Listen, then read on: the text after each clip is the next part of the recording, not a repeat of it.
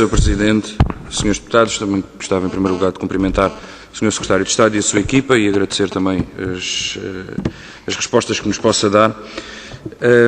E em primeiro lugar gostava só de, entre parênteses, partilhar com o Sr. Secretário de Estado umas palavras do Ministro da Cultura, peço desculpa, da Alemanha, que nos disse, e partilhando a perspectiva da austeridade e da diminuição do papel do Estado, disse aqui que jamais aceitaria, em tempos de austeridade, cortar na cultura. Isso ilustra bem a perspectiva de dois governos de direita, mas um que se vê como império e o outro que se vê como colónia. E, infelizmente, o nosso governo vê o nosso país como colónia e, por isso mesmo, a cultura é um empecilho para a concretização deste projeto de direita e de destruição da nossa democracia, porque põe as pessoas a pensar, não é, Sr. Secretário de Estado? Põe as pessoas a questionar-se e rompe com aquela apatia da qual este governo sobrevive, em cima da qual este governo sobrevive. Uma certa apatia, um certo conformismo que lhe dão um jeitão para permitir que este ano, 2012, o seu governo vá gastar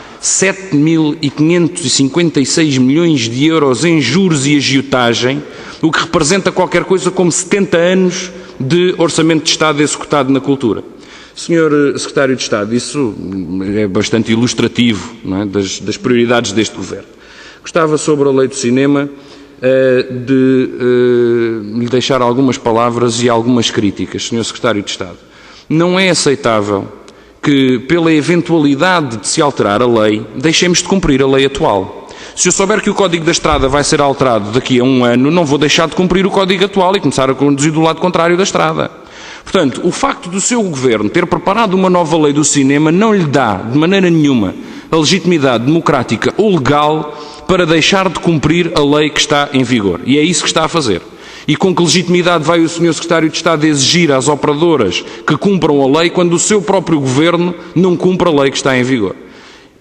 A não realização de concursos para apoio à produção cinematográfica, a não transferência de verbas de concursos já homologados e projetos já aprovados.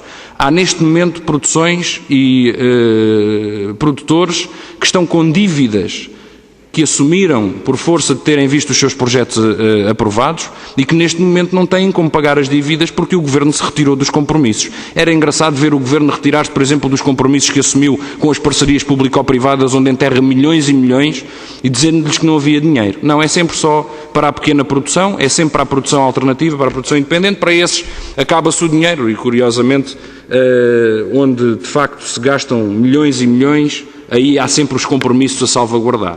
Só os compromissos com os teatros, os compromissos com os realizadores, esses não valem de nada.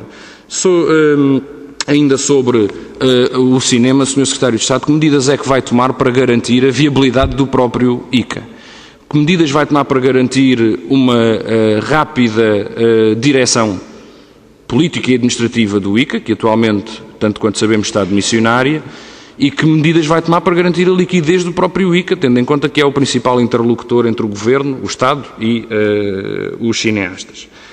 Sobre a DG Artes, o Sr. Secretário de Estado acabou de nos dizer, aliás, como já tinha mais ou menos dito na última reunião em que aqui esteve, que em setembro, provavelmente, na altura disse agosto, a partir de agosto, agora disse-nos setembro, muito bem, é mais ou menos a mesma coisa. Mas a questão é esta, Sr. Secretário de Estado, os concursos de setembro não se fazem do pé para a mão.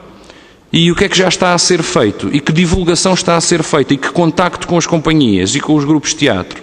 O Sr. Secretário de Estado não quererá, julgamos, ou quererá, voltar a uma época em que só o teatro amador sobrevive e em que o profissionalismo desaparece porque o Estado se retira do seu papel. Com todo o respeito, obviamente, pelo teatro amador, julgamos que temos que dar passos em frente e que também existem condições para os darmos. E, portanto, Sr. Secretário de Estado, sobre os concursos, era muito bom, os bienais, os quadrienais e os pontuais, que nos dissesse, quando está em condições, de divulgar os moldes em que eles se vão realizar. E já agora, se esses concursos vão ser mais ou menos uma coisa assim, uma ridicularia como aquele da internacionalização.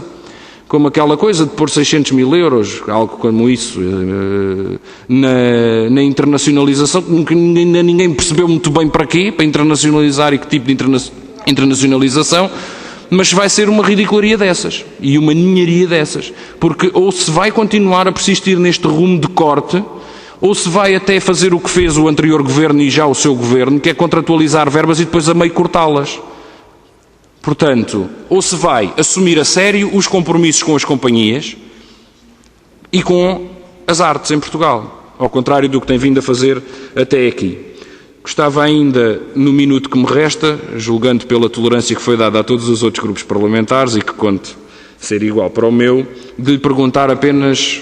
35 segundos, senhor. Muito obrigado, Sr. Presidente. Gostava apenas de lhe perguntar, de lhe dizer, o Sr. Secretário de Estado sabe que a Comissão Parlamentar realizou algumas audiências com a Rede Portuguesa de Museus e com outras entidades representativas dos museus portugueses e fomos confrontados com uma situação algo preocupante, principalmente quanto à ausência de uma estratégia e também de algum receio perante uma destruturação, ou melhor, governamentalização total da Rede Portuguesa de Museus, ao invés da sua manutenção como rede autónoma, não hierarquizada, com os meios do Estado à disposição para garantir um trabalho que eu julgo que o Sr. Secretário de Estado deve reconhecer, tem vindo a ser bastante meritório e, aliás, colocou de pé, muito provavelmente, grande parte do património que temos hoje no que toca à política de museus.